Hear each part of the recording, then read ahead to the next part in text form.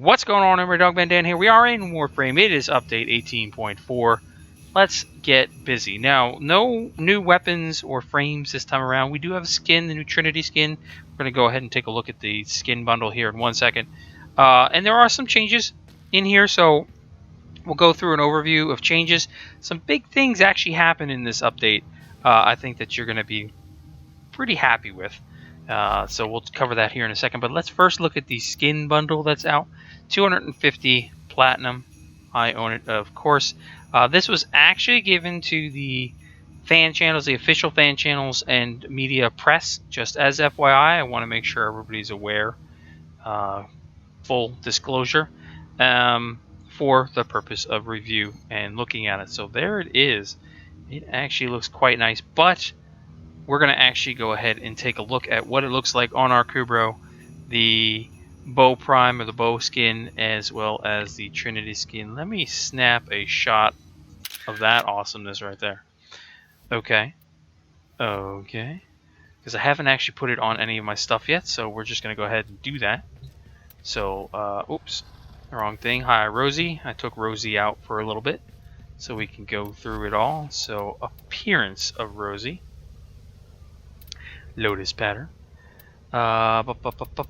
Attachments. The Pakal Kubro armor, which is awesome. Awesome. But we've got the new Abruzia Kubro armor, which is right there. Don't mind my color scheme. You know, obviously it's the Nog colors. The blue looks awesome. I'm going to have to mess around with the yellow a bit, I think. But that's what it is right there. I like that.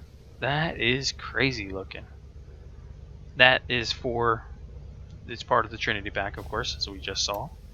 So we got that. Then we come over to the Bow Prime appearance and skin.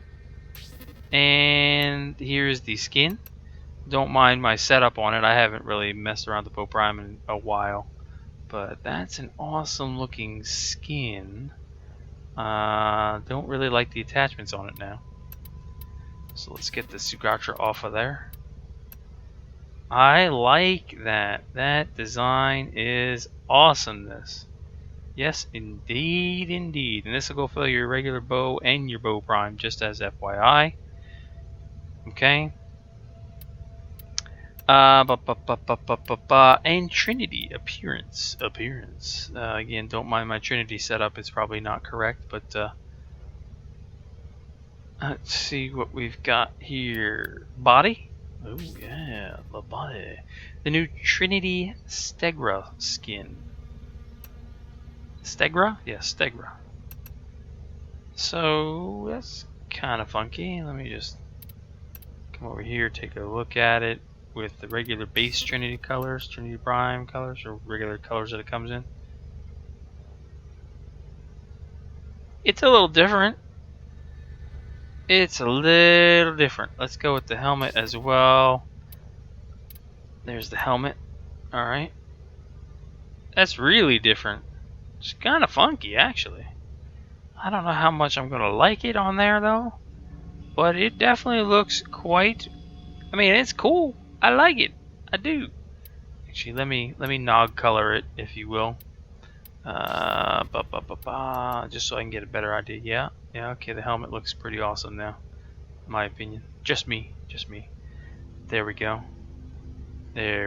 So anyway, let's get into some actual gameplay in the background here, and then we'll just kind of talk about the rest of the changes, the big stuff that's been happening. Alright, so let's talk about Conclave changes. Just quickly, we'll overview here just a couple things.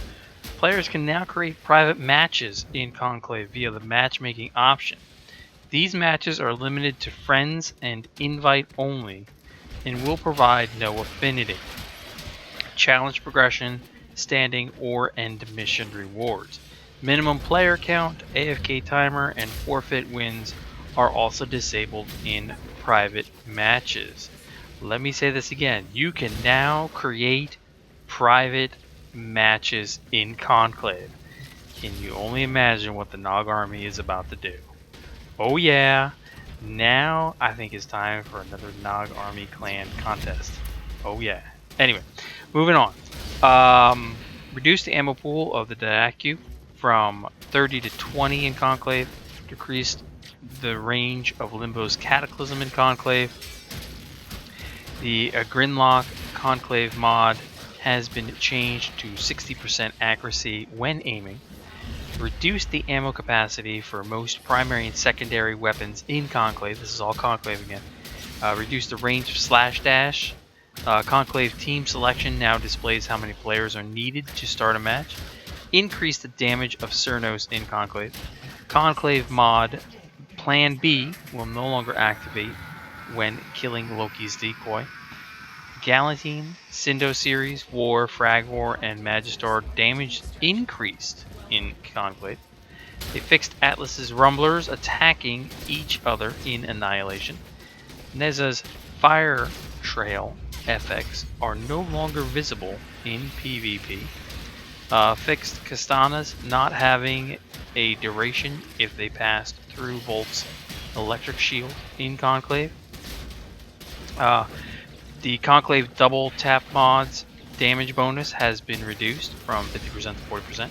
Conclave's triple tap mod condition has been changed from 3 hits to 2 hits, and the damage bonus increased to 40%.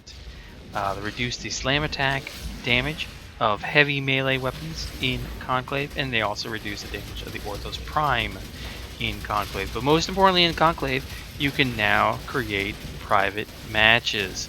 So this really is going to enhance some team, clan type of things that go on, or friends back and forth type of thing, which is really cool in my opinion. I've been waiting for that to happen. I can just see what you can do with that. Excavation changes and fixes. So the following has been made to excavation missions, basically to improve fluidity between each excavation. Dig site drop points have been optimized to enable players to constantly run into dig sites instead of hunting for a new site between each complete dig. Don't ask me. It's constantly. I can't tell you why I couldn't say that a second ago. Areas with multiple dig sites will be more difficult to defend should players decide to activate more than one site at a time. Dig sites must be activated in order of being discovered, so no longer can you go activate like E when you haven't, done like A and B type of thing, which were discovered first. Dig sites will no longer immediately reappear in a location that was just recently excavated. Power cell carrying enemies should be more readily available before the first dig site is active. Reduced the power gained from a power cell from 50 to 20, so it's going to take more power cells to get through an excavation. Power cells dropped far away from combat will now despawn, enabling new power cells to spawn closer to the player. So no longer do you have to go trekking back looking for these things, because they'll actually despawn and be put closer to you, which is kind of cool. Fixed an error causing the power to drain from the excavator while it was active. So lots of little changes going on, and I think that's pretty good with some of the stuff that's going on in there right now. We'll have to explore excavations a little bit more. Changes in here. We've got the various improvements have been made to enemy spawning in exterminate missions, focusing on keeping a steady flow of enemies from the start of the mission till reaching extraction, instead of kind of like having like a blank area where there's nothing and you're just kind of running for like 2 minutes. Sortie transmissions will stop playing after the player has left the star chart menu. Players will no longer receive weapon blueprints as login rewards for weapons that they have already mastered and sold. Very, very nice. Enabled scavenger drones, sapping ospreys, leech ospreys, mine ospreys, and mutalisk osprey carriers in the simulator. And you can now jump through something. I don't know what that is. Okay, let me click the button for myself to see what that is. I can jump through something. Okay, I got it. The little door thing, fence things inside the